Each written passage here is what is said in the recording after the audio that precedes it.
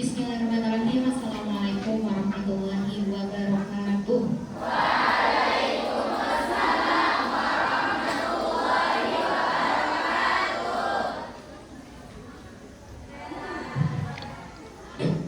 Sehat semua?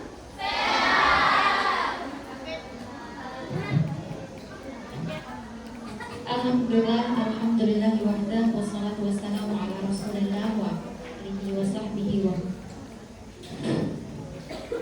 wala hawla wala quwwata illa billah, amma ba'du. Tiada kata yang paling indah selain ucapan syukur kehadirat Allah Subhanahu wa taala yang masih memberikan kita nikmat sehat serta sempat sehingga bisa berkumpul pada kegiatan sore hari ini. Salawat serta salam selalu tercurahkan kepada utusan terakhir Allah Subhanahu wa taala, Nabi Muhammad sallallahu alaihi wasallam, sebagai suri tauladan terbaik bagi kita semua. Coba mau tes dulu yang ada kelas 1 di sini. Mana? Tunjuk tangannya. Oke, kelas 2. Oke, kelas 3 ada? Oh iya, kemana temannya? Kelas 4. Ya, kelas 5. Halo. Kelas 6. Halo semua. Oke. Pertama-tama perkenalkan dulu, nama saya Nalita Widya Umari. Saya juga alumni PPK HKM Putri, tapi dulu di Timur, angkatan 2019, seperti Ustazah Wetan, Ustazah Lina, Ustazah Najwa, Ustazah Mutia. Ya, berarti kita nggak pernah ketemu ya sebelumnya ya. Hari ini insya Allah.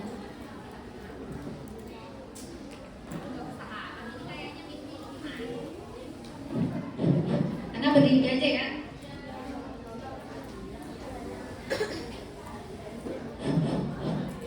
Ya, Ana juga mau ucapkan terima kasih di sini.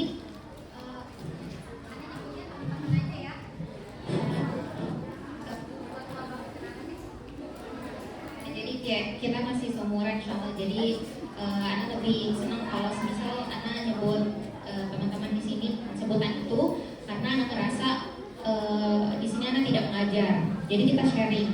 Teman-teman bisa anggap Ana sebagai teman bertukar pikiran.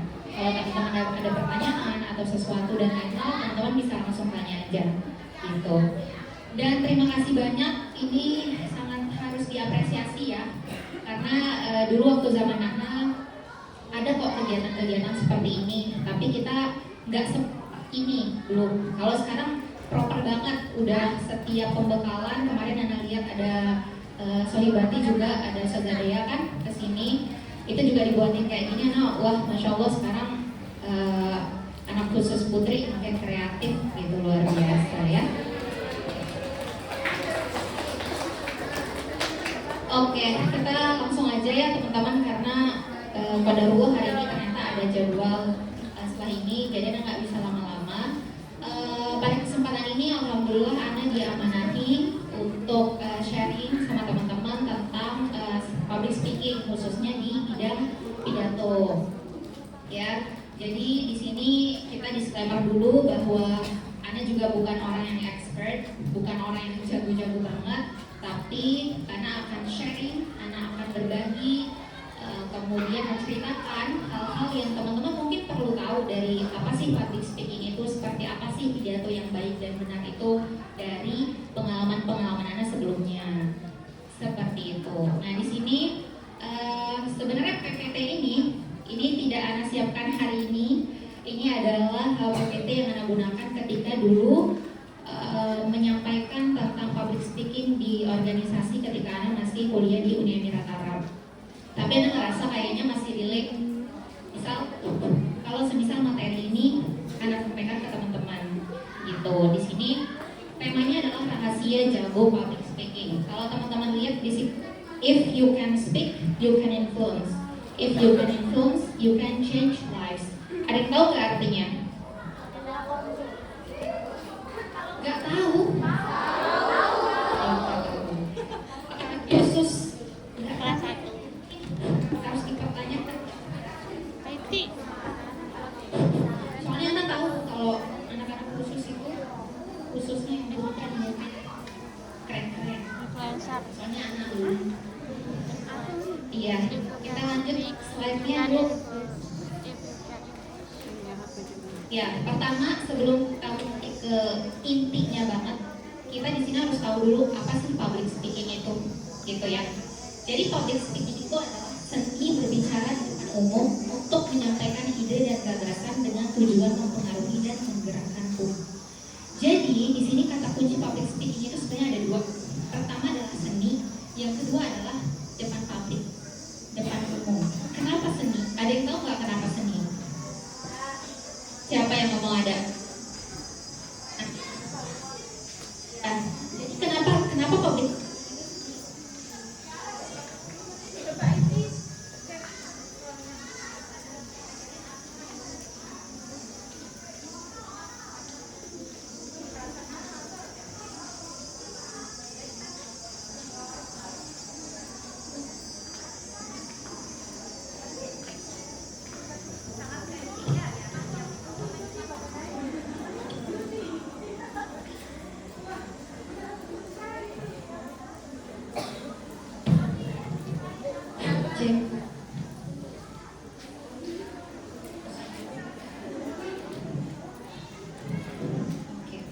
Oke, jadi kenapa public speaking itu seni? Ya, teman-teman yang di tengah itu nulis atau gimana? Ini nulis kan? Iya. Soalnya pada duduk, tawaduk. Iya. Jadi kenapa public speaking itu seni? Karena setiap orang itu punya caranya masing-masing, punya karakter dan kriterianya masing-masing untuk menyampaikan argumen itu di depan publik. Cara anak mungkin berbeda sama siapa yang namanya Salsabila. Itu cara anak berbeda sama caranya Salsabila menyampaikan sesuatu. Caranya Salsabila beda sama ini siapa namanya? Eliza. Begitu juga dengan teman-teman yang lain. Caranya itu berbeda antara satu dengan yang lain. Tapi teorinya kita harus tetap pelajarin seperti apa. Ya, karakternya boleh beda, tapi poin umum, kemudian teori public speaking itu seperti apa, itu semua kita harus pelajari seperti itu. Nah, di depan umum semua orang tahu kalau misal public speaking, namanya juga public speaking. Bagaimana kita berbicara di depan publik, meyakinkan orang-orang, bagaimana kemudian orang yang tadinya tuh nggak tahu jadi tahu, orang yang tadinya nggak yakin jadi yakin. Seperti itu tugas seorang public speaker. Oke, kita lanjut. Nah, di antara macam-macam public speaking, di sini ada MC dan moderator. Pertama MC. Tugas MC itu sebenarnya teman-teman tahu ya, kalau di sini ada mohadoro yang pasti ya, ada mohadoro dan biasanya ada MC. Biasanya dia tergantung, kalau misalkan acaranya formal, MC-nya akan jadi formal. Kalau misalkan dia informal, MC-nya akan menjadi informal. Tapi secara umum kalau MC itu dia tugasnya mengkoordinasi, mengatur jalannya acara dari awal sampai akhir. Beda sama moderator, dia secara umum tugasnya sama, moderator ini, tapi dia lebih kompleks karena biasanya kalau misal ada talk show, tahu talk show nggak?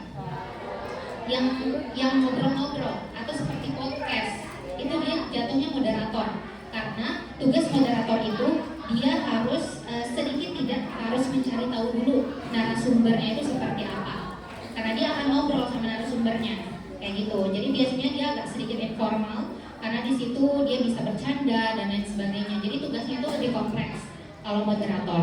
Nah, kemudian di pidato dan orasi. Kalau pidato di sini teman-teman insya Allah anak yakin udah tahu pidato ya. Kayak teman-teman muhadoro di sini, muhadoronya hari apa?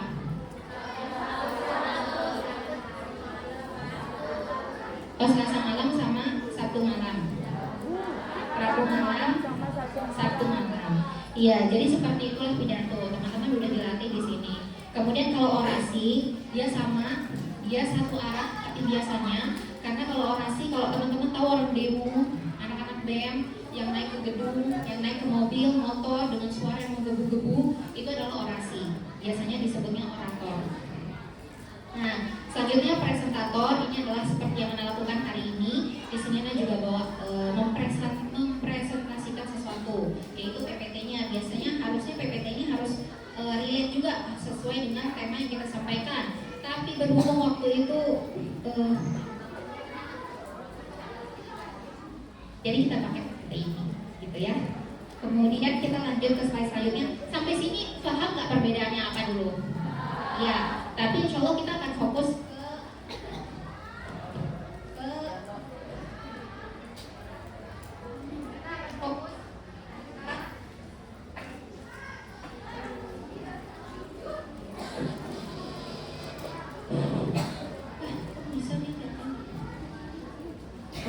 kita akan lebih fokus ke pidato karena mungkin teman-teman di sini lebih familiar ya dengan pidato. Kalau misalkan lomba-lomba di luar juga biasanya yang dilombain pidato kan?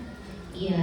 Nah di sini pertama kita hal-hal yang harus diperhatikan dalam public speaking. Pertama adalah topik atau isi konten. Ya, pertama adalah topik atau isi konten. Bahasa yang digunakan harus sesuai dengan audiens. Jadi salah satu hal yang harus dipelajari oleh seorang public speaker ya, atau orang yang berpidato di depan, karena secara umum sebenarnya hal yang Anda sampaikan ini walaupun dia secara garis besar di judulnya adalah public speaking, sebenarnya itu sangat dibutuhkan untuk teman-teman kalau misal teman-teman mau berpidato di depan publik. Secara umum ini materinya sama gitu ya, karena namanya juga public speaker. Mau jadi MC, mau jadi moderator, mau nanti kerja di kantoran atau segala macam, semuanya kita akan at the end gitu ya. Kita ini makhluk sosial, kita akan terus dan kita akan tetap bersosialisasi dengan orang lain. Kita harus hidup sendiri. Itu kenapa public speaking itu penting. Tidak hanya di dalam lomba atau kompetisi, tapi di dunia sosial kita makhluk sosial, kita nggak akan lepas namanya public speaking. Teman-teman sadarlah kalau kita ketemu orang yang public speakingnya bagus, cara ngomongnya bagus, cakep, apalagi mukanya cakep gitu ya, makin senang kita lihatnya. Dia nggak? Iya.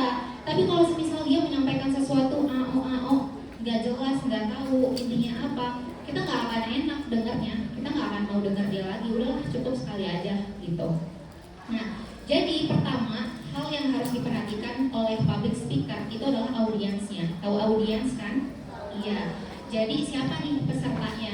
Siapa nih yang akan mendengarkan pidato itu? Siapa nih yang akan menyimak apa yang akan saya sampaikan? Beda bahasanya ketika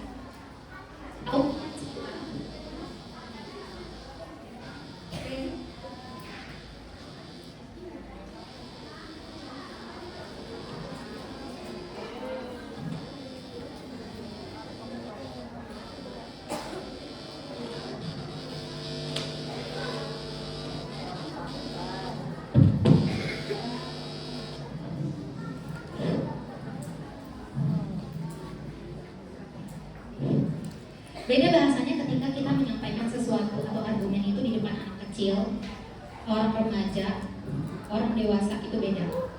Jadi bahasanya itu kalau misal kita nyampein ke anak kecil, kita nggak mungkin pakai bahasa-bahasa yang tinggi, pakai diksi-diksi kata yang nasionalisme. Kita ngomong nasionalisme ke anak TK, mereka ngerti nggak kira-kira? Enggak, betul. Kalau misalkan kita ngomong nasionalisme ke anak kuliahan mungkin bisa mengerti seperti itu. Oke, jadi yang pertama yang harus diperhatikan selain dari hal-hal yang penting yang akan kita bahas itu adalah audiensnya. Harus tahu siapa, ya, harus tahu banget. Misalkan kalau sekarang teman-teman akan menyampaikan, kalau di muhadharah ya, teman-teman akan menyampaikan sesuatu itu di depan teman-temannya, seumurannya. Jadi kalau sekiranya teman-teman ngerasa bahasa yang teman-teman gunakan itu bisa kalian pahami sendiri, berarti itu cocok untuk digunakan membuat pidato itu untuk disampaikan kemudian waktu muhadharah. Sama seperti kalau semisal kalian berpidato di luar. Tapi kalau semisal nanti tiba-tiba kalian jadi alumni, kemudian di rumah jadi ustazah gitu ya, menyampaikan kajian, materi kajian seperti itu, kemudian audiensnya itu ibu-ibu, itu juga bahasanya akan berbeda. Teman-teman harus mempelajari itu gitu. Dan dari mana kita mempelajari itu? Biasanya pertama itu adalah teori. Kita belajar dari apa yang kita dengar, apa yang kita baca, kemudian kita nonton. Selain kita membaca, nanti jam terbang. Semakin sering teman-teman berlatih, maka insya Allah semakin bagus public speaking yang teman-teman punya. Seperti itu. Kemudian yang kedua, intonasi. Sesuaikan dengan kalimat yang disampaikan, termasuk stressing kata. Nah, stressing kata ini maksudnya seperti apa? Kita kita tidak hanya at the end lagi kalau misalkan anak Nurul Hakim itu kalau di luar tuh orang-orang tahu kalau kita itu pintar berbahasa, tidak hanya berbahasa Indonesia tapi juga berbahasa Inggris dan berbahasa Arab. Yang di ujung bisa dengar? Iya, terima kasih. Ya, jadi tidak hanya berbahasa Indonesia teman-teman. Kalau misalkan di bahasa Arab, ya salah satu yang menjadi poin penting atau poin yang bisa membuat orang senang dengan kita itu adalah kalau kita punya makhorijul huruf yang baik dan benar. Tahu ya makhorijul huruf? Iya.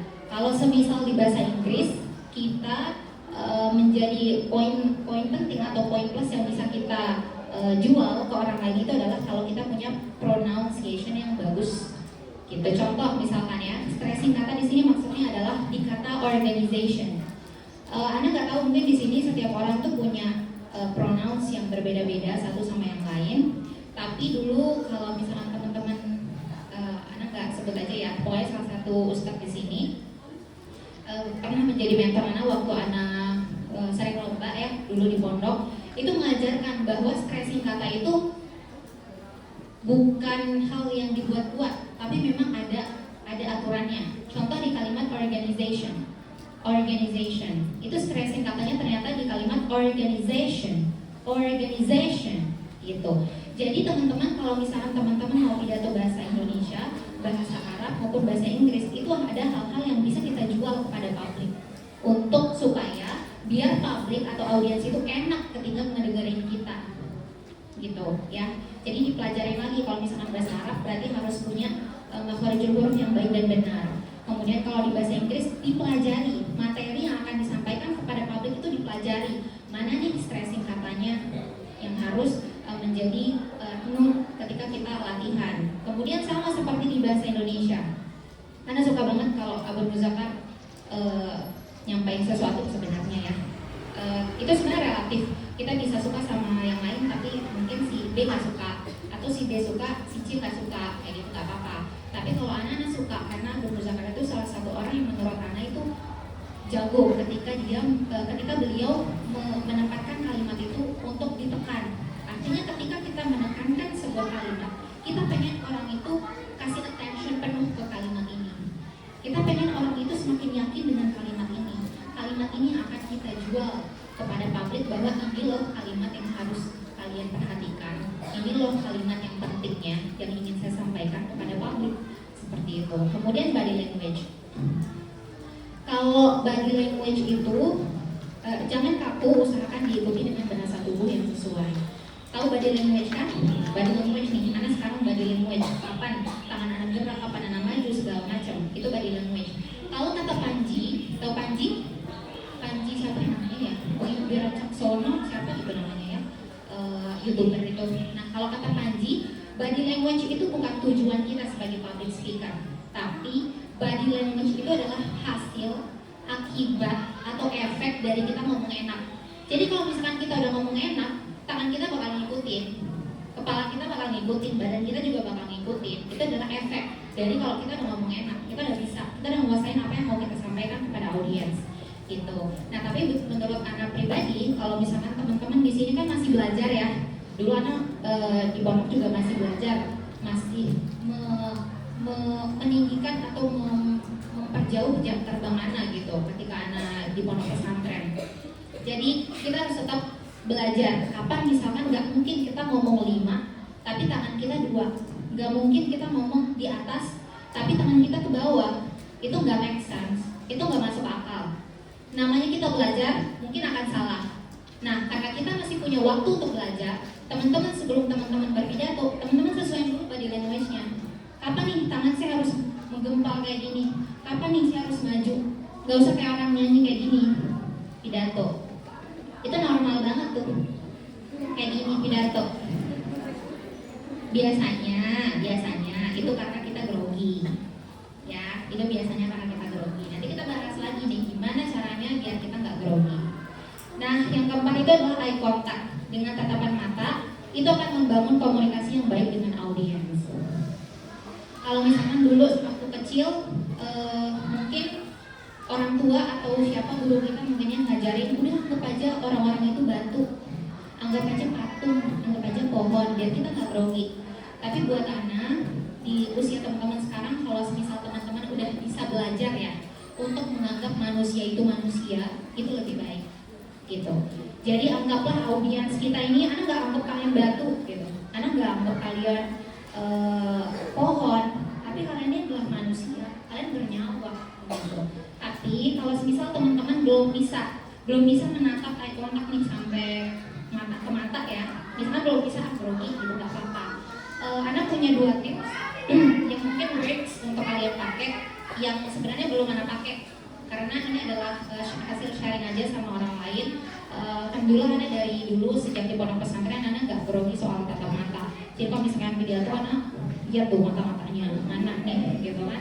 Karena biasanya selain karena memang eye contact itu diperlukan ya ketika public speaking, kita sebagai public speaker tuh tahu dari tatapan mata itu kita ngerti, oh ini nih ngerti nih, anak ini ngerti nih apa yang aku sampaikan, apa yang aku. Sorry ya udah biasa soalnya kemana pakai aku kamu. Kalau terlanjur maaf ya. Maaf. Iya, jadi dari tatapan mata tuh kita ngerti, anak tuh ngerti, oh ininya nggak ngerti, ini kayaknya anak ini gitu, oh ini ngerti, ini paham, oh ini nggak paham gitu. Selain itu dari anak ketika menjadi audiens, ketika menjadi peserta sebuah acara, ketika si public speaker itu melihat mata kita, ngasih attention sama kita, anak tuh jadi anak tuh dianggap ada di acara itu gitu. Anak dianggap istilahnya ya, si public speaker nih tahu kalau misalkan anak ada di situ, jadi anak dianggap ada, seneng banget rasanya gitu loh, gitu ya. Jadi tadi 2 tipsnya. Pertama, kalau teman-teman agak agak grogi ya melihat mata, teman-teman bisa lihat pundak ini sebelah sini atau sebelah sini. Yang kedua, teman-teman bisa lihat ini di tengah antara mata kanan sama kiri gitu ya. Di sini teman bisa lihat di sini kalau teman-teman nggak mau lihat mata, atau teman bisa lihat sini sebelah kiri atau kanan. Nah itu dicoba lah ya, semoga bisa. Oke, lanjut. Important to know, ini adalah hal-hal yang juga tidak akan lepas dari seorang public speaker. Yang pertama adalah mental. Jadi hal utama dan yang paling utama yang harus dilakukan seorang public speaker itu adalah dia harus berpikir positif. Ya, kita sebagai seorang public speaker tuh gak boleh mikir negatif. Oh, saya nggak bisa nih, kayaknya nggak mampu deh, takut banget dan lain sebagainya. Jadi harus berpikir positif bahwa kita tuh pasti bisa, kita pasti mampu gitu. Apalagi untuk ukuran teman-teman di sini, teman-teman masih belajar, nggak apa-apa salah, nggak apa-apa banget. Karena memang di sini tempat kita untuk memperbanyak salah, biar ketika kita tahu kesalahan kita dan pelajaran kesalahan itu, nanti di luar jam terbang kita semakin tinggi, kita jadi tahu, kita jadi maksudnya kesalahan kita semakin menurun, semakin menipis. Kemudian antusias ini penting karena kita nggak mungkin kalau misal kita mau orang semangat, tapi kita nggak semangat. Kalau misalkan kita nggak antusias, nanti vokal kita itu nggak jelas. Jadi salah satu efek dari kita antusias itu adalah vokal kita jadi jelas. Kapan vokal itu A, I, U, E, O, itu perlu banget. Kalau misalkan teman-teman nggak antusias, berarti teman-teman lemas, nggak jelas ngomongnya, kayak gini, nggak jelas. Kayak kemudian yang ketiga adalah natural. Jadi teman-teman, natural itu adalah balik lagi ke kata yang tadi, seni. Teman-teman gak harus jadi orang lain untuk bisa jadi public speaker yang bagus. Teman-teman punya karakternya sendiri, teman-teman punya caranya teman-teman sendiri. Tinggal teman-teman pelajarin teorinya, tetap pakai karakter yang teman-teman punya. Misal ya, ada di antara teman-teman yang jago humor. Tahu humor gak? Ngelucu. Jadi jangan minder kalau misalkan teman-teman punya kebiasaan, kemampuan untuk humor, menjadi lucu ketika di depan publik. Itu malah menurut Anda pribadi itu adalah skill yang tidak semua orang punya. Ya, jadi humor ketika menyampaikan sesuatu di depan publik itu adalah salah satu hal yang tidak semua orang punya, dan itu adalah kelebihan, bukan kekurangan. Tinggal teman-teman olah gimana caranya biar humor yang kita sampaikan itu tidak mengandung sara, tidak menyinggung orang lain, dan tetap sopan sesuai dengan materi yang disampaikan. Seperti itu, ya. Kemudian Kemudian yang selanjutnya adalah time management. Kalau misalkan di muhadharah teman-teman dikasih waktu nggak satu orang itu berapa menit? Oh enggak. Oke. Nah, kalau misalkan yang udah pernah ikut lomba, biasanya ada ya, siapa di sini yang pernah ikut lomba? Ada nggak? Oh iya, itu ada yang angkat tangan satu. Ya, biasanya kalau misalkan ada lomba atau nanti teman-teman belajar deh, misalkan kalau ada muhadharah, misalkan ada berapa menit ya. Kalau misalkan teman-teman dikasih 7 menit, teman-teman harus latihan biar bisa selesai 7 menit atau kurang semenit 2 menit. Nggak usah dikasih 7 menit, pidatonya cuma 3 menit. Itu juga nggak bagus gitu. Jadi lebih baik kita selesai di waktu yang tepat atau ngambil 15 menit 15 menit 20 menit sebelum waktu itu tiba. Kalau misalkan kita dikasih waktu 30 menit, ya 30 menit ngomongnya. Kalau misalkan dikasih waktu 10 menit, ya 10 menit ngomongnya gitu ya. Yang di belakang tidur sebelah kiri, sebelah kanan. Tidur nggak? Iya. Oke. Kemudian attitude. Attitude ini tahu ya bahasa Indonesianya ya? Attitude ya. Ya itu sopan santun lah ya. Intinya attitude kita, etika kita. Jadi namanya kita public speaker ya. Kita nih, anak di depan. Teman-teman semua ngeliat anak kan? Gitu. Jadi kita itu akan menjadi icon. Kita itu akan menjadi sorotan publik. Kita ini di depan gitu. Jadi gimana caranya? Selama di depan, etika kita harus benar. Etika kita itu harus baik. Karena kita akan menjadi center dari sebuah acara, mau dimanapun dan kapanpun. Apalagi kalau sekarang misalkan teman-teman keluar membawa nama baik pondok pesantren, ya etika itu akan dibawa tidak hanya atas nama kita pribadi, tapi pondok pesantren, mungkin keluarga kita di rumah. Kalau teman-teman tiba-tiba pulang disuruh menyampaikan sesuatu di depan di masjid, misalkan kan jadi ustazah, itu nanti yang akan dibawa tidak hanya nama kita pribadi, tapi nama orang tua kita, dia anak siapa sih, kok gitu sih attitude-nya, atau dia lulusan mana ya, anak Hakim, oh pantesan bagus gitu. Kayak gitu. Jadi attitude itu penting, harus diperhatikan, harus dijaga ketika kita di depan publik. Susah banget itu kelihatannya temennya. Oke. Yang terakhir adalah pakaian rapi dan sesuai. Gak perlu mahal ya pakaiannya, gak perlu mahal, yang penting nyaman. Jadi harus rapi dan sesuai. Kapan misalkan nih acara kita butuh pakai, oh kita disuruh pakai baju biru putih misalkan, oh kita disuruhnya pakai jas, kita disuruhnya pakai alma mater, kita disuruhnya pakai gamis warna merah, itu harus diperhatikan. Dan sebenarnya Ana yakin sih kalau di khusus, maksudnya kita ya, alhamdulillah Ana lihat dari dulu sampai sekarang kalau ngeliat postingan-postingan khusus di PPKH itu sampai sekarang masih sama. Kalau misal mau ada lomba atau mau kayak hari ini nih, teman-teman disuruh berseragam, jadi nggak bebas bajunya, itu rapi banget. Dan nggak semua pondok punya ini gitu loh. Sama kayak kalau misalkan nanti teman-teman jadi profesional di luar, teman-teman harus menyesuaikan bajunya sama acaranya. Kalau misalkan teman-teman nanti di luar tiba-tiba diundang atau segala macam, kalau misalkan ya ada panitia di situ tanya harusnya bajunya seperti apa dan lain sebagainya. Dan note harus rapi, karena kalau kita rapi balik ke etika kita di depan. Dan nggak perlu mahal, yang penting nyaman. Kalau kita nyaman, pakaian kita nyaman, kita enak ngomongnya. Kita nggak akan pikirin pakaian kita, oh udah nyaman gitu. Tapi kalau misal nggak nyaman, kita akan fokus, yang kayaknya roknya kepanjangan deh, yang ini bolong, kayaknya kebesaran deh jasnya. Kita akan fokus sama itu sampai akhirnya kita ke-trigger untuk tidak fokus lagi dengan inti pembicaraan atau topik yang akan kita sampaikan kepada publik. Paham ya sampai sini ya? Poinnya paham ya?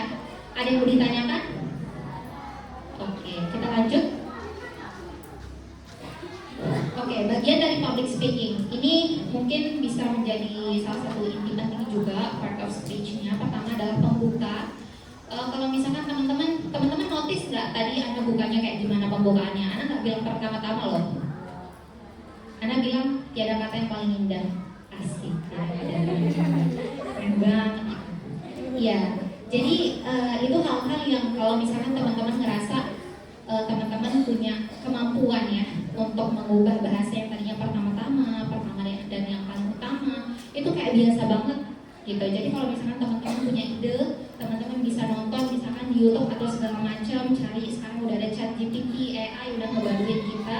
Jadi teman-teman bisa belajar dari situ apa sih kalimat-kalimat yang sekiranya bisa diganti agar menjadikan saya berbeda dari orang lain, tapi harus tetap sesuai dan sopan gitu. Jadi pembuka pidato itu bisa berupa kutipan, pertanyaan, cerita. Dulu waktu waktu Ana lomba ya, Ana sering membuka pidato itu dengan rumusan masalah. Jadi kronologi, misalkan kayak deskripsi apa yang namanya kalau di proposal itu latar belakang kenapa sih Ana pilih pidato ini. Jadi Ana dulu jarang Ana bilang kayak kalau misalkan baik judul kita pada malam hari ini adalah, maksudnya Ana biasanya tidak menyebut seperti itu. Jadi secara halus kita masuk ke judul gitu loh. Jadi latar belakangnya seperti apa, yang kemudian kita masuk ke tema, judul, baru ke isi kayak gitu. Jadi jarang kita langsung dari opening, misalkan ya kayak pertama-tama atau kedua kalinya sholawat salam. Baik judul kita pada hari ini itu jarang. Jadi harus ada openingnya dulu, kayak mungkin James berkata dalam bukunya bla bla bla bla bla bla, atau kayak di sebuah desa ada begini-begini. Karena itu apa yang kita bahas pada malam hari ini akan bertema bla bla bla bla, misalkan kayak gitu, atau bahasa apalah gitu ya. Jadi nggak langsung habis pertama-tama, habis kedua kalinya terus langsung ke judul. Itu kayak saklek banget, itu kayak kurang oke lah gitu ya. Jadi kalau misalkan teman-teman bisa, teman-teman cari dulu latar belakangnya apa, atau rumusan masalahnya separagraf aja, atau 2-3 baris misalkan, apa kayak misalkan gitu untuk mencapai ke judulnya. Jadi nggak langsung judul, paham nggak maksudnya? Iya, jadi setelah pembukaan itu teman-teman cari kalimatnya, mau kutipan kek, mau apa kek, misalkan Mario Teguh pernah berkata bla bla bla bla tentang pemuda misalkan gitu. Sampai akhirnya kita masuk ke judul, pemuda adalah kekuatan nasionalisme misalkan seperti itu. Paham ya? Ya, baru nanti ke isinya. Nah, kemudian isi, fokus pada ide besarnya, pastikan apa yang kita sampaikan layak untuk dibagikan serta memberikan contoh. Maksudnya seperti apa? Jadi kalau misalnya kita pidato, kita biasanya dikasih tema kan? Kalau Mahadoro sekarang tetap ada dikasih tema kan? Iya. Jadi ada dari tema itu, kita milih judul yang lebih spesifik. Dan apa yang akan kita sampaikan itu fokus pada judulnya, fokus pada temanya. Jangan muter ke sana kemari, nggak tahu bahasa apaan sebenarnya gitu. Nah, dan pastikan apa yang kita sampaikan layak untuk dibagikan. Jadi banyak orang di dunia yang pintar teman-teman. Banyak orang yang merasa mungkin dirinya di otaknya itu ilmunya banyak, orangnya pintar. Tapi kita ketika menyampaikan sesuatu itu jangan show off pengetahuan. Show off pengetahuan itu artinya kita pengen orang lain itu tahu. Kalau contoh ya misalnya Ana misalkan tahu A, B, C, D, E. Padahal yang menjadi topik Ana hari ini adalah B gitu loh. Ana pengen show off pengetahuan, Ana pengen sombong, Ana pengen kalian tuh tahu, ini Butinolita ini keren banget, banyak dia taunya, banyak dia ilmunya. Enggak kayak gitu konsepnya. Jadi kalau misalkan kita pidato, kita harus tetap fokus sama ide besar yang kita sampaikan ke publik. Jangan karena kita pengen kita tahu sesuatu, tahu banyak segala macam, kita jadi show off, kita kasih tahu orang semua apa yang kita tahu, itu salah gitu. Jadi kita harus berbicara berdasarkan topik atau tema yang kita bicarakan, kita sampaikan gitu. Dan kalau misalkan bisa teman-teman untuk menjadikan apa yang disampaikan itu lebih relate ke audiensnya, teman-teman cari contoh apapun deh yang bisa dijadikan contoh, misalkan dalam kehidupan sehari-hari atau kehidupannya di rumah. Teman-teman cari yang bisa mungkin relate atau sesuai dengan kehidupan teman-teman yang sekarang, jadi seorang remaja di pondok pesantren dan lain sebagainya kayak gitu. Kayak misalkan dulu anak ketika debat misalkan ya, aduh ini ceritanya panjang, jangan deh ya, pokoknya kayak gitu intinya. Paham ya intinya ya? Ya pokoknya contoh itu akan memberikan audiens atau peserta atau pendengar kita itu jadi lebih sesuai gitu, lebih masuk gitu sama apa yang kita sampaikan. Kemudian yang terakhir adalah penutup. Di sini penutup itu biasanya ada kesimpulan, bisa ditutup dengan kutipan, bisa ditutup dengan harapan dan terima kasih pastinya. Nah, tapi untuk penutup ini Ana ada dulu kalau nggak salah namanya itu Riko Abdullah kalau nggak salah, itu influencer selebgram di bidang public speaking, itu ngasih singkatan itu kekasih. Jadi kekasih untuk menutup ini, kekasih pertama adalah kesimpulan, kedua itu kasih harapan, yang terakhir itu adalah terima kasih. Seperti itu. Paham ya poin ini ya? Paham? Oke, semangat dong, paham? Terima kasih semangatnya. Oke, lanjut. Nah, ini salah satu contoh yang bisa mungkin ini nggak kelihatan ya teman-teman ya. Ini dulu cara ini bisa teman-teman pakai untuk meminimalisir lupa jika ingin berbicara di depan umum. Oke, kalau misalkan di sini ada kelas 5, kelas 6 yang biasanya punya acara ya di pondok, misalnya jadi ketua panitia, terus harus menyampaikan sambutan, misalkan gitu ya, itu kan dia non kompetisi jatuhnya. Atau misalkan ketua P3NH mau menyampaikan sambutan waktu pelantikan atau segala macam lah, intinya yang sifatnya non kompetisi ya, teman-teman bisa menggunakan cara ini. Kalau misalkan teman-teman tidak hafal, jangan tulis semuanya. Kayak apa yang disampaikan dari assalamualaikum pertama-tama teman tulis semua di kertas itu jangan. Kalau bisa jangan. Nah, jadi caranya itu adalah teman-teman buat kertas kecil di note itu, teman-teman tulis poin-poinnya. Oh, pertama mau pembukaan. Oh, kedua mau prolog dulu, temanya apa, mau menyampaikan terima kasih dulu ke direktur, kemudian apa.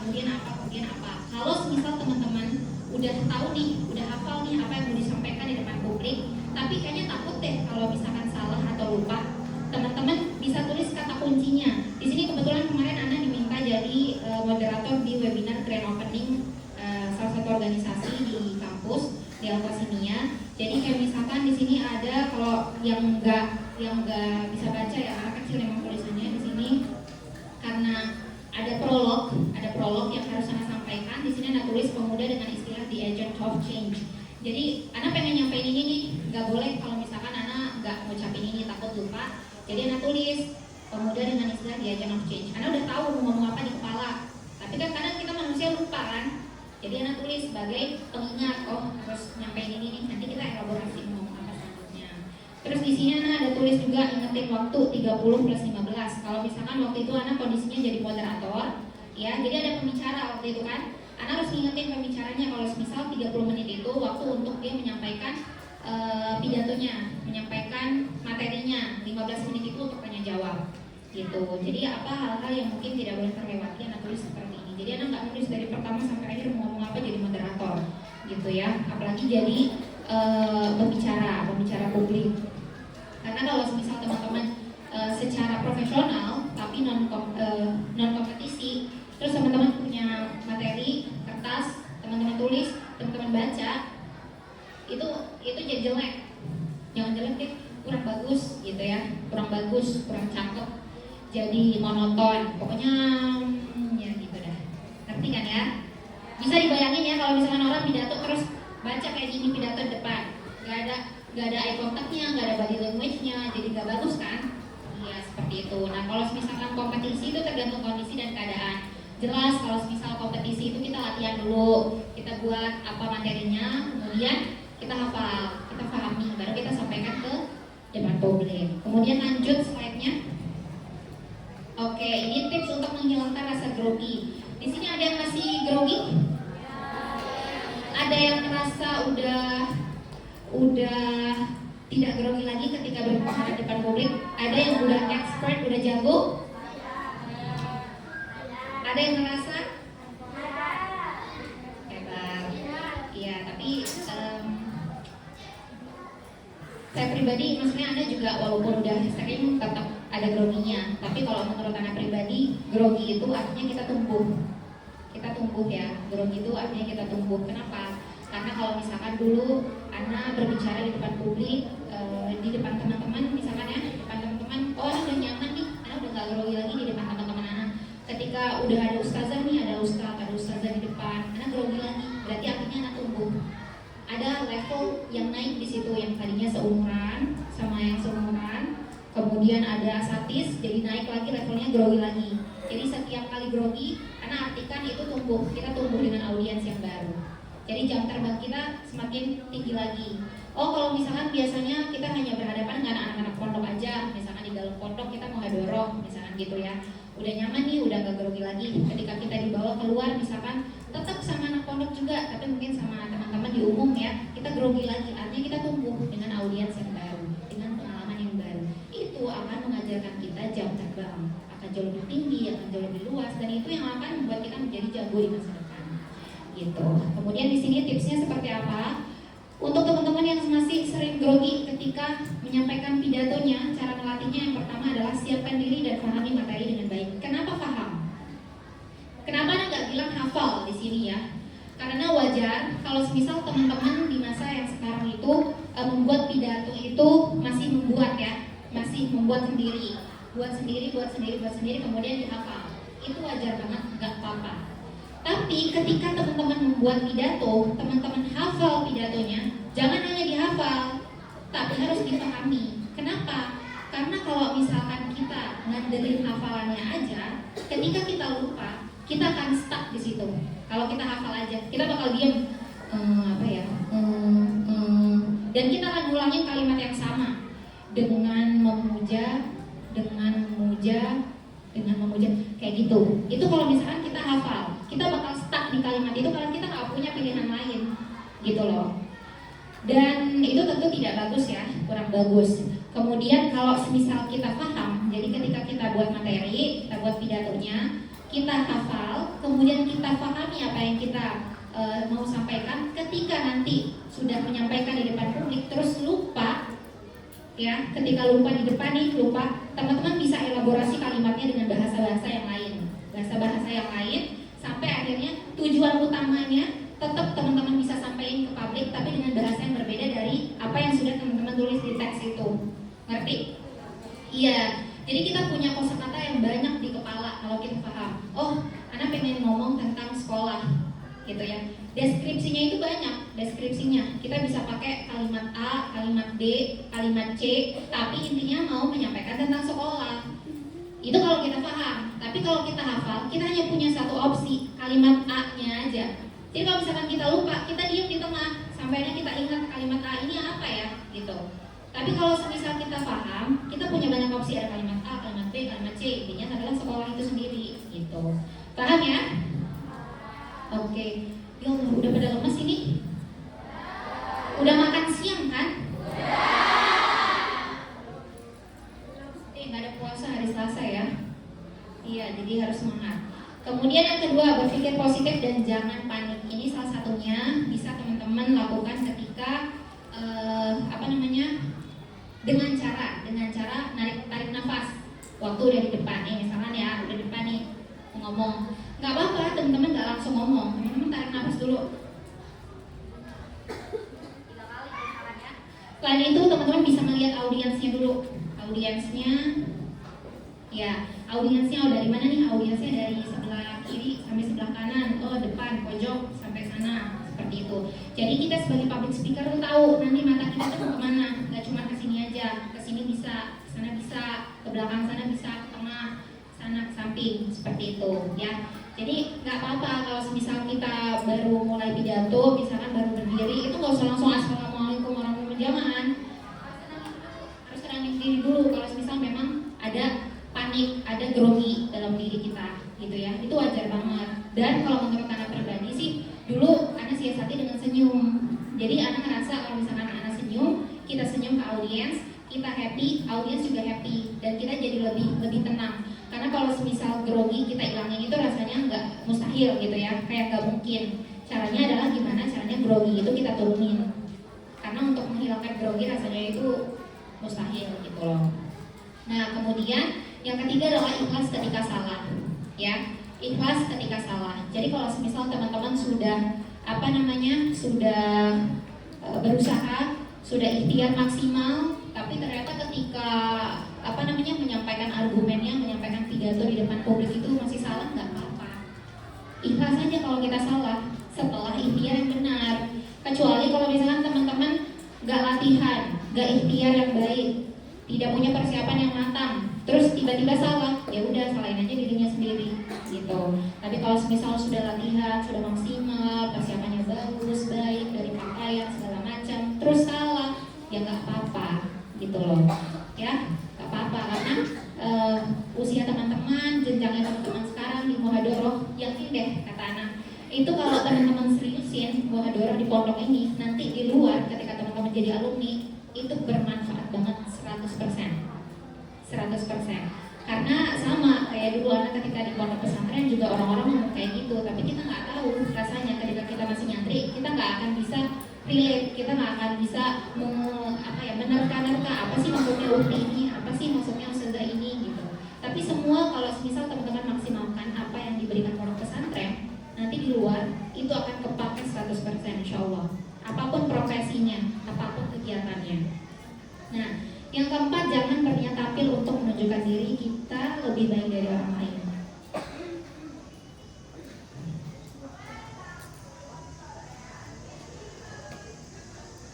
Ya, jadi maksudnya adalah jangan pernah berniat untuk menjadi orang lain. Ya, seperti yang tadi, public speaking itu adalah seni. Setiap orang punya caranya masing-masing, setiap orang punya karakternya masing-masing. Tinggal teman-teman pelajarin teorinya dan sampaikan berdasarkan karakter yang teman-teman punya. Jadi jangan sampai kita berniat ini di depan pengen applause dari orang lain. Oh, anak pengen sombong nih teman-teman kalau misalkan anak jago. Oh, anak pengen dapat tepuk tangan yang meriah dari teman-teman karena anak jago. Enggak. Tujuan kita adalah meyakinkan publik. Ingat ya, tujuan utamanya itu adalah meyakinkan, menginformasikan. Yang tadinya nggak tahu jadi tahu, yang tadinya nggak yakin jadi yakin. Itu adalah tugas dari seorang public speaker. Jadi bukan tugasnya itu adalah mendapatkan applause dari audiens kita, bukan tujuannya untuk mendapatkan wow dari audiens kita, wah dia keren banget ya, dan sebagainya. Kalau misalkan kita udah jadi seorang public speaker yang baik, yang benar, yang bagus, insya Allah semua applause, semua itu akan mengikuti. Tapi itu bukan tujuan utamanya.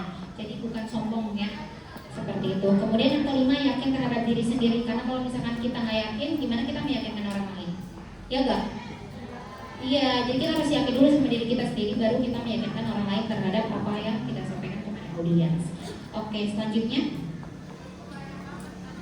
Nah, di sini contoh teman-teman, a great public speaker. Di sini ada yang tahu Syariana kita nggak? Ada yang tahu? Selain yang di sini, ini ada yang tahu nggak? Nggak lihat ya? Ya, nggak lihat. Sebenarnya Syari mirip Ana sih. Jadi teman saya Ana sini. Namanya Syari. Jadi Syari itu teman-teman adalah seorang aktivis, ya, seorang aktivis luar biasa, masya Allah. Dia public speakingnya nanti. Ini ada internetnya nggak? Mungkin nanti kalau misalkan masih ada waktu kita cari videonya, ya. Kemudian ini Barack Obama. Tahu Barack Obama? Ya, jadi kalau misalkan Syari mungkin di sini spesialisasinya simpulkan di bidang bahasa Indonesia, di bahasa Indonesia. Tapi kalau Barack Obama ini dalam bahasa Inggris beliau luar biasa. Kita nggak usah lihat negaranya ya, tapi kita lihat orangnya, penyampaiannya luar biasa. Dia simple banget, stressing katanya, kapan dia harus spasi katanya untuk dari kalimat ke kalimat, itu keren banget. Yang ketiga ada Abu Muzaffar Idris, masya Allah. Semua tahu ya? Iya. Jadi dalam hal public speaking salah satunya ya, karena pasti kita mengidolakan beliau dalam banyak hal, tapi buat anak pribadi salah satunya anak melihat bahwa beliau adalah salah satu role model yang anak ikuti dalam public speaking. Kenapa? Karena buat anak beliau ini luar biasa ketika beliau tahu kapan harus dari satu kalimat ke kalimat berikutnya, karena ada jeda di situ untuk meyakinkan bahwa ada kalimat yang ditekankan. Biar kita mikir dulu nih apa nih yang beliau sampaikan sebelum kalimat sebelumnya ke kalimat setelahnya. Kadang di dalam satu kalimat ada stressing kata di akhir. Misalkan apa ya? Misalkan ya, itu adalah hal yang penting. Misalkan ya. Nah, kita jadi tahu tuh pentingnya adalah stressing kata. Kita pengen bahwa orang itu ngasih attention bahwa apa sih yang penting itu apa tadi ya, kayak gitu. Seperti itu. Jadi beliau ini salah satu role model Ara dulu ketika menjadi santri. Ya, kemudian selanjutnya ini sebenarnya kalimat penutup. Nah, ini adalah salah satu aplikasi contoh kutipan, bisa menjadi harapan, bisa quotes dan lain sebagainya. Maka dari itu, pada kesempatan ini Ana menutup presentasi dengan sebuah quotes. Orang yang takut atau malu cenderung menarik dirinya dari lingkaran kehebatan dan lebih memilih menjadi orang yang biasa-biasa saja. Ada yang pernah dengar kalimat ini? Quotes ini? Belum ya? Oh, ada masih baru berarti. Anda sebenarnya berapa kali ya ke pondok itu kalau misalkan diminta mengisi, Anda selalu kasih quotes ini ke teman-teman sebagai motivasi. Kenapa? Karena sebenarnya kalimat ini dulu Anda dikasih juga sama salah seorang senior di Nurul Hakim. Alumni juga, kayaknya sekitar 4 tahun di atas sana. Nah, jadi kalimatnya adalah sekali lagi, orang yang takut atau malu cenderung menarik dirinya dari lingkaran kehebatan dan lebih memilih menjadi orang biasa-biasa saja. Artinya apa teman-teman? Artinya bahwa sebenarnya kita semua ini sudah berada dalam lingkaran kehebatan. Sekarang nih ya, kita semua udah berada dalam lingkaran kehebatan. Tapi kalau misal ada sesuatu yang akan kita lakukan, tapi tidak jadi kita lakukan karena kita takut atau malu, maka kita sudah melempar diri kita jauh dari lingkaran kehebatan dan lebih memilih menjadi orang biasa-biasa aja. Semuanya mau nggak jadi orang biasa-biasa aja? Ada yang bilang mau? Ada yang bilang mau? Enggak dong. Kita semua pasti mau jadi orang hebat kan? Kita semua pasti mau jadi orang yang luar biasa kan? Karena itu jangan pernah keluar dari lingkaran kehebatan itu. Gitu. Jadi kalau semisal ada kesempatan teman-teman disuruh diminta tolong menjadi MC, misalkan hari ini nih contoh ada kegiatan, Anda sebagai pemateri, sebagai pembicara, mungkin ada di antara teman-teman ternyata misalkan ustazahnya minta nanti jadi moderator ya, buka dulu, MC dulu nih, buka. Tapi kalau misalkan ini dia ada kesempatan, dia bisa, dia mampu, dia udah berlatih, tapi karena dia takut, dia ustazah nggak mau, malu, takut. Berarti dia sudah melempar dirinya dari lingkaran kehebatan itu dan lebih memilih menjadi orang biasa-biasa aja. Gitu. Tapi kalau semisal ada kesempatan, dia diberikan amanah, diberikan kesempatan sama ustazahnya, kemudian oke, ustazah bisa. Kemudian ketika dia jadi MC, jadi moderator, dia salah, nggak apa-apa, udah latihan, ikhlas ketika salah. Gitu. Artinya kita masih ada dalam lingkaran kehebatan itu. Gitu teman-teman. Bisa dipahami ya? Bisa dipahami? Ya. Sekarang coba kayaknya terakhir udah habis ya. Oke, terima kasih semua. Sekarang kita buka sesi tanya jawab dulu ya. Kalau misalkan masih ada waktu, nanti kita cari salah satu mungkin contohnya kita lihat public speaking-nya Shirley ketika menyampaikan pidatonya.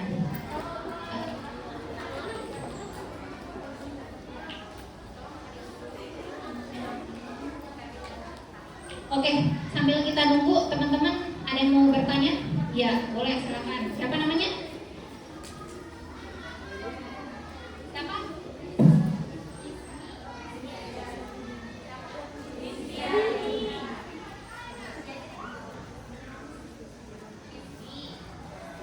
Hesti, kelas 6. Ya, boleh silakan. Apa pertanyaannya?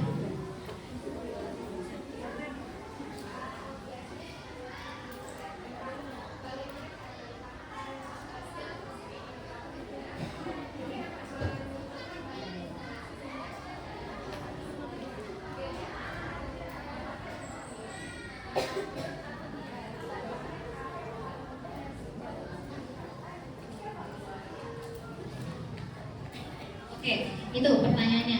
Semua orang dengar nggak? Semua teman-teman dengar nggak pertanyaannya? Atau perlu ada lagi? Oh, dengar ya, alhamdulillah ya. Oke, pertanyaannya bagus. Jadi buat Ana sama dengan karakter itu sendiri ya. Ketika kita menjadi public speaker, kita juga punya karakter kita sendiri.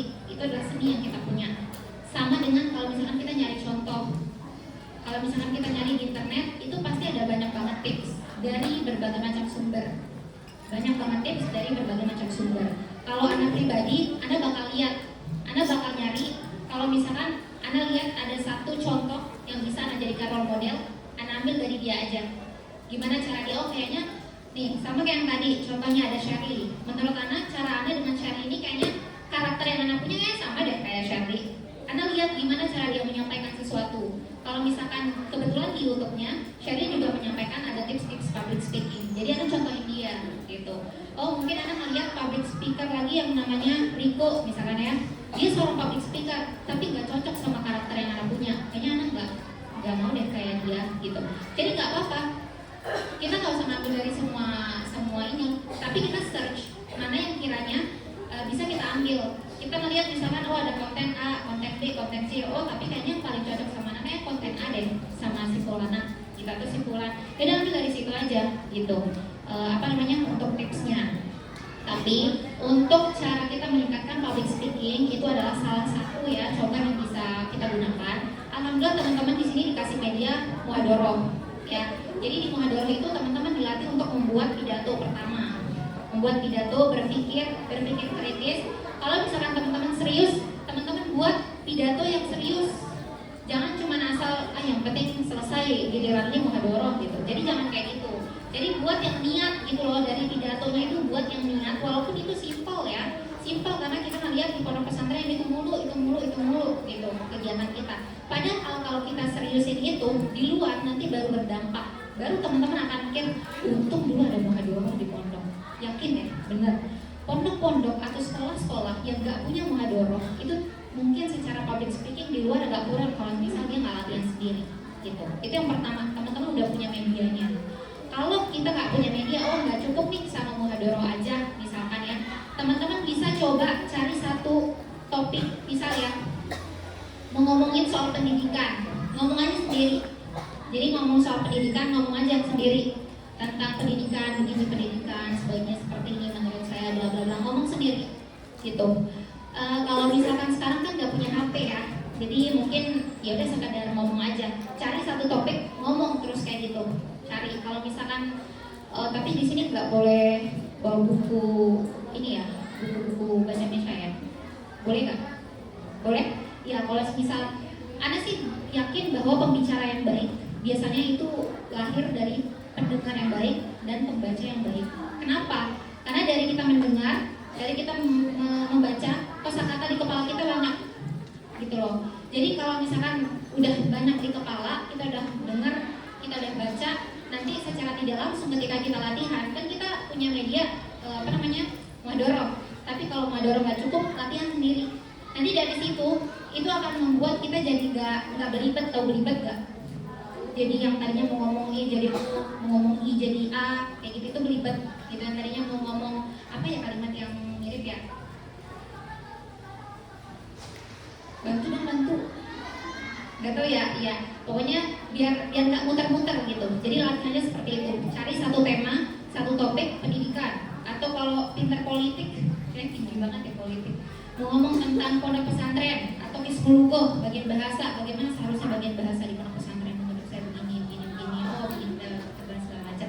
Kayak gitu, itu bisa latihan. Dan anak masih pakai cara itu sampai hari ini. Jadi dulu waktu di kampus, anak ikut aktif organisasi ya teman-teman. Jadi kalau misalkan di organisasi, alhamdulillah anak juga beberapa kali dikasih kesempatan diamanin menjadi ketua. Jadi kalau misalkan ketua kan kita jadi sering banyak ngomong ya, baik ke internal kita maupun kalau misalkan ada acara kita sambutan. Tapi kalau misalkan lagi gak ada acara-acara banget, kadang kalau ujian itu anak bosan, kayak wah gak ada temen ngobrol nih, gak bisa ngomong nih, soalnya anak suka ngomong gitu loh. Jadi kalau puasa ngomong tuh anak stres. Iya, jadi anak harus ngomong. Ini aja kalau misalkan gak ada acara kayaknya anak yang kalau sampai maghrib gitu ya. Nah, jadi salah satu cara yang anak lakukan kayak gitu. Jadi anak ngomong tentang public speaking, itu udah anak rekam suara anak, nanti anak dengerin lagi. Oh kayaknya kalimat ini jelek deh. Oh kayaknya kalimat ini nggak seharusnya disampaikan di public speaking atau seperti ini informasinya kayak gini segala macam. Jadi anak evaluasi sendiri. Anak rekam, anak ngomong sendiri dulu di taman. Kalau dulu kan kita temannya dari internasional semua ya. Jadi kalau misalkan anak ngomong bahasa Indonesia orang nggak tahu. Kalau misalkan pun ada orang di situ, misalkan di taman, tiba-tiba ada orang di situ, kadang-kadang anak giniin HP anak, giniin. Padahal ini recordernya udah nyala, tapi anak gini seolah-olah lagi nelpon biar nggak malu, gitu. Jadi padahal anak nggak record suaranya sendiri, jadi anak nggak nelpon, tapi biar nggak malu, mungkin ada orang Indonesia di situ di sekitaran, jadi anak kayak gini seolah-olah lagi ngomong, gitu loh. Nah nanti setelah anak record, anak dengerin lagi, kayak anak evaluasi sendiri. Nah kalau misal teman-teman boleh, kalau misal teman-teman punya mentor atau ustazah yang teman-teman ngerasa bisa menjadi mentor di bidang public speaking, atau teman-temannya yang memang ini baru belajar tapi ada yang lebih mungkin temannya yang lebih oke lagi, yang jago lagi atau bisa menilai, nggak apa-apa disampaikan bareng-bareng di situ seperti itu. Itu salah satu caranya. Bisa dipahami ya? Ya panjang banget ya jawabannya. Ada lagi yang mau bertanya? Ya, ini dulu deh, ini tadi udah sebelah ini, sekarang itu. Siapa namanya?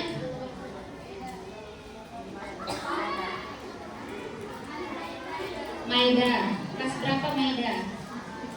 Kelas 4, oke. Apa pertanyaannya? Gimana caranya menentukan intonasi yang tepat buat setiap kalimat? Intonasi ya, berarti ya, intonasi.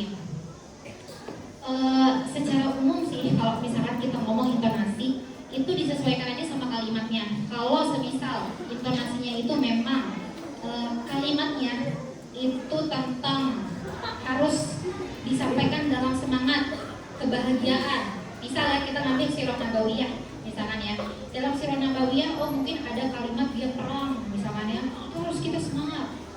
Ini Nabi ini perang, dia pergi ke sana, pergi ke sini, segala macam. Kita harus kita semangat. Tapi kalau misalkan dia sedih, ibunya meninggal, kemudian dia kalah, runtuh dan lain sebagainya, itu kita harus pelanin suara kita. Jadi harus sesuai sama diksi kalimatnya itu. Sama kayak kalau misalkan kita pembukaan ya, pertama-tama adalah kita panjatkan, sampainya kita bisa berkumpul dalam acara gitu kan. Oh kita seneng nih bisa berkumpul, kita happy gitu, kita senyum. Kalau misalkan sampai akhirnya kita bisa berkumpul, itu kayak aduh gimana ya gitu loh. Jadi harus sesuai kalimatnya. Kita lihat kalimatnya seperti apa. Kalau misalkan kalimat ini oh harus happy, berarti kita harus seneng, kita harus happy, kita harus senyum. Tapi kalau lagi marah, harus semangat, kita harus kayak gitu. Sama kalau misalkan kita sedih atau apa, diturunin intonasinya. Itu harus sesuai sama body language. Seperti yang Anda bilang tadi, body language itu sebenarnya bukan tujuan, tapi hasil dari kita ngomong enak. Ya Anda nggak rencanain tangan Anda begini-begini dari tadi, tapi karena Anda ngomong enak, jadi gampang bisa kayak gini. Terus semangat. Masa semangat harus semangat?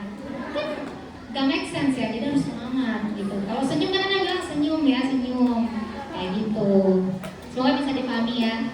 Oke, ada pertanyaan lagi? Mungkin satu lagi? Ya. Oh, ada lagi ya? Ya, siapa namanya?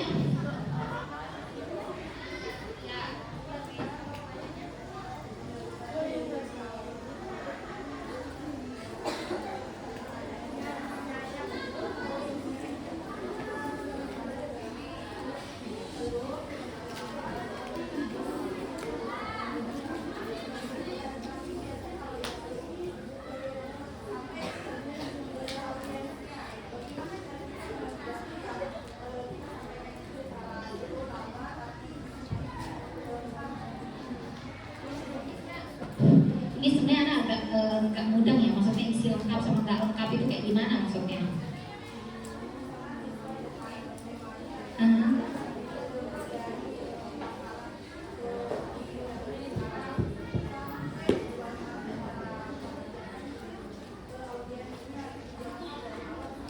Oke.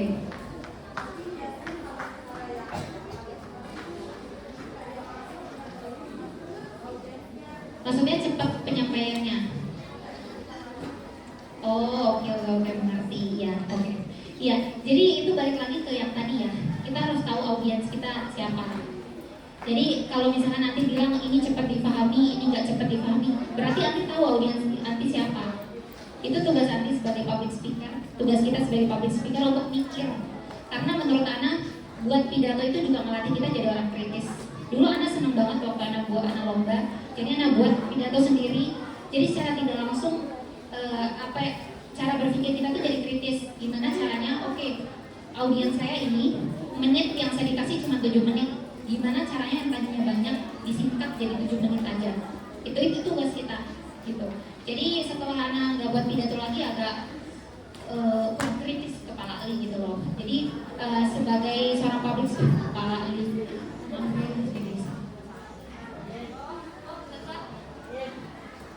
Ustazah bahasa Arabnya jadi ini ya. Apa bahasa Arabnya? Rasi. Nah gitu ya.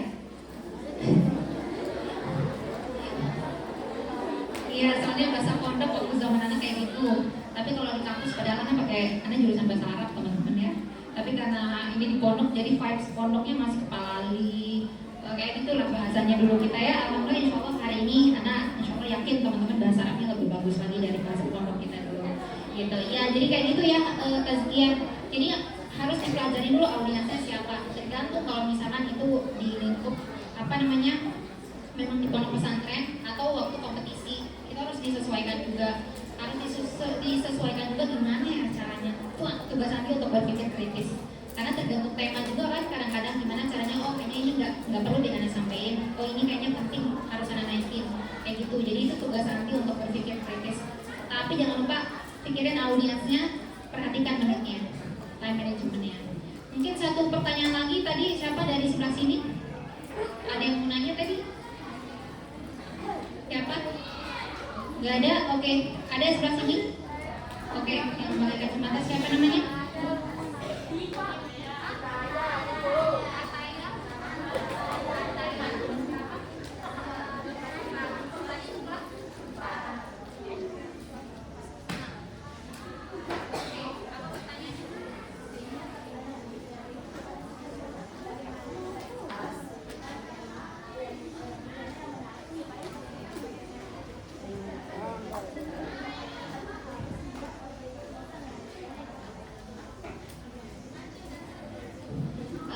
Berarti ini masuknya ke tema ya. Kalau misalkan dari Ana, buat tema itu relate sama kehidupan sehari-hari. Gimana caranya nanti menyampaikan sesuatu yang terjadi di sekitaran kita. Jadi nanti bisa ambil contoh dari kondisi yang mungkin orang-orang audiens kita tuh tahu tentang hal yang kita sampaikan itu. Kalau misalkan kita ngambil contoh, kita ngambil kasus, kita ngambil kutipan, kita ngambil latar belakang, misalkan ambil yang sekiranya itu memang terjadi di kehidupan sehari-hari. Karena banyak kok kalau misal buat pidato tema sesuatu tapi temanya itu nggak relate, temanya itu terlalu tinggi atau terlalu rendah, misalkan gitu. Jadi nggak sesuai sama audiensnya itu nggak ngerti ini yang dia sampaikan apa sih, kayaknya ketinggian deh. Nggak sampai loh kepalanya dia mengimajinasikan apa yang dia sampaikan gitu. Selain itu, kalau misalkan fokus dari pertanyaannya nanti bilang biar audiensnya nggak bosan, ya itu balik lagi tidak hanya tema, tapi bagaimana kita menyampaikan dari eye contact kita, body language kita, intonasinya dan lain sebagainya. Itu akan sangat berpengaruh kepada bagaimana audiens melihat kita, gitu ya. Mungkin itu aja pertanyaannya ya. Maaf banget, anak belum bisa jawab semua. Tadi ada yang masih mau nanya, tapi kalau misal teman-teman nggak boleh bawa HP ya, lupa.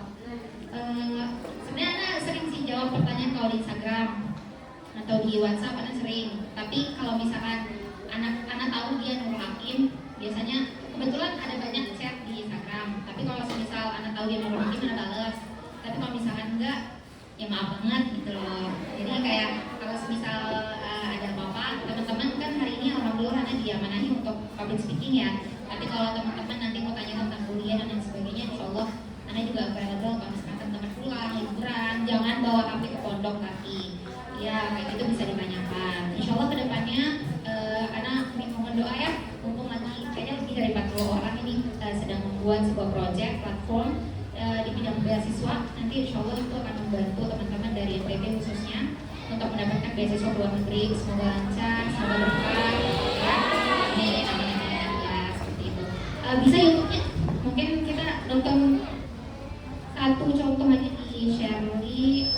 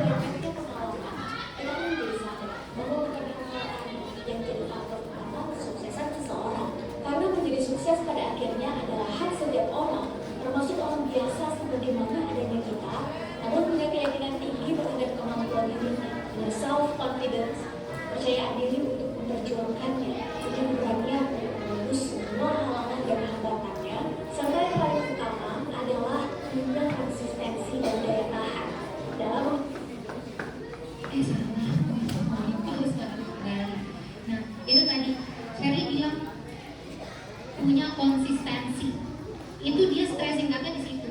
Punya konsistensi itu dia slow, ya, dia buat pelan-pelan, biar orang tuh ngasih attention penuh ke kalimat itu. Intonasinya enak banget nggak sih masuk ke telinga kita kayak sopan banget gitu. Iya kan, enak banget. Sebentar, kita cari gimana dia tadi ya. Azan, siapa ngomong azan?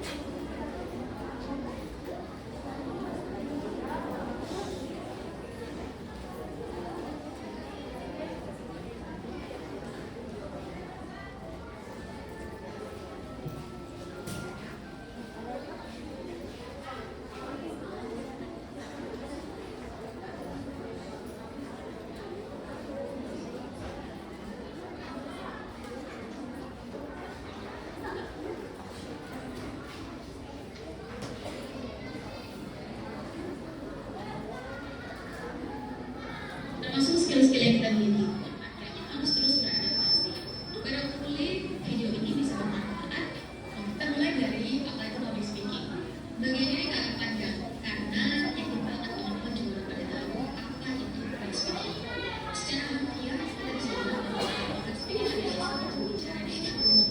Ada tiga kuncinya, namun tidak asli. Kedua adalah terlibat. Oke, tadi kita lihat bagian ada dua, ya kan? Gak make sense kalau kita bukan lima, tapi tangan kita dua. Gak make sense kalau kita ngomong dua, tapi tangan kita lima. Paham ya? Itu salah satunya. Karena ini seni, jadi gak ada kata baku atau bersama yang bisa menjelaskannya. Kita bisa berkreasi dan berinovasi dan juga berismik. Seorang orang yang berkreasi dalam membuat acara tidak berkreasi seorang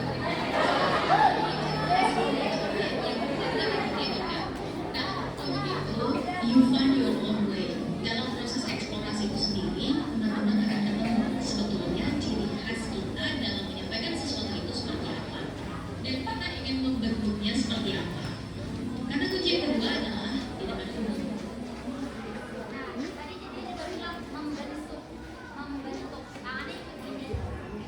Jadi harus sesuai, harus selaras apa yang keluar dari mulut kita dengan tangan kita selaras, harus sama. Ada yang gimana? Ya, gitu ya, paham ya?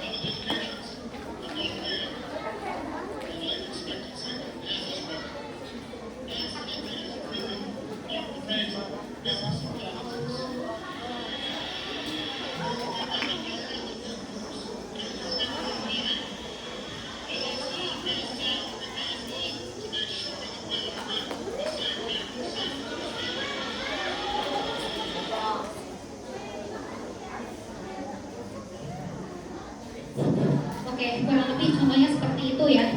Jadi teman-teman bisa, kalau misalkan teman-teman cocok, teman-teman bisa ambil contoh dari mereka. Kalau teman-teman nggak cocok, cari role model yang kiranya cocok sama teman-teman. Karena balik lagi, itu tuh seni, dan mungkin cara yang satu tuh beda sama cara yang kedua beda sama cara ketiga, dan kita nggak mungkin cocok sama semua cara. Temukan mana yang akan cocok sama caranya teman-teman. gitu. Kalau misalkan Anda karena memang cocok dulu waktu pidato bahasa Inggris, Anda sering gambarin caranya Barack Obama. Dulu ada Ustadz juga di sini, Anda salah satu yang Anda contoh. Tapi ya gitu. Terus mungkin itu saja ya yang bisa Anda sampaikan. Ada satu ungkapan lupa Anda sampaikan tadi.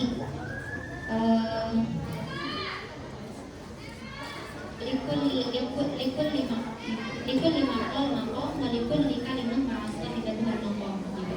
Jadi memang setiap tempat itu punya apa yang kita sampaikan, materi yang kita sampaikan itu punya acaranya masing-masing. Kapan misalkan materi itu bisa cocok kita sampaikan ketika mungkin muhadharah biasa, lomba, mungkin ada temanya nasionalisme, politik, mungkin ya pendidikan, atau hanya sekedar mungkin ada acara di sini. Teman-teman bisa menyesuaikan apa isi pidato itu. Sekali lagi Anda sampaikan, boleh minta perhatiannya sebentar? Ya, sekali lagi Anda sampaikan teman-teman, Anda pernah nyantri sama seperti teman-teman hari ini, ya. Anda pernah sama seperti teman-teman makan 3 kali sehari dari nasi atau makanan yang sudah disediakan dari pondok, yang mungkin menurut kita makanannya itu aja mungkin ya. Kemudian Anda juga merasakan mungkin kalau misalkan jarang dijemur dulu, bahkan Anda dulu ketika nyantri kebetulan waktu itu Anda diamanahin jadi ketua P3NH waktu di organisasi waktu di P3NH. Jadi alhamdulillah waktu itu juga waktu kondisi gempa, Anda mengurus waktu gempa di 2019 seperti itu. Jadi teman-teman semua hal yang pondok pesantren berikan di sini ya, organisasi teman-teman jadi mungkin sekarang masih yang MTS, yang masih kelas 1, kelas 2, kelas 3 mungkin belum diamanani lebih besar, mungkin kelas 4, 5, 6 udah jadi ketua kamar, kemudian nanti jadi pengurus dan lain sebagainya, dikasih amanah. Kemudian di sini ada program bahasa Arab sama bahasa Inggris, di sini ada muhadharah, lebih khususnya lagi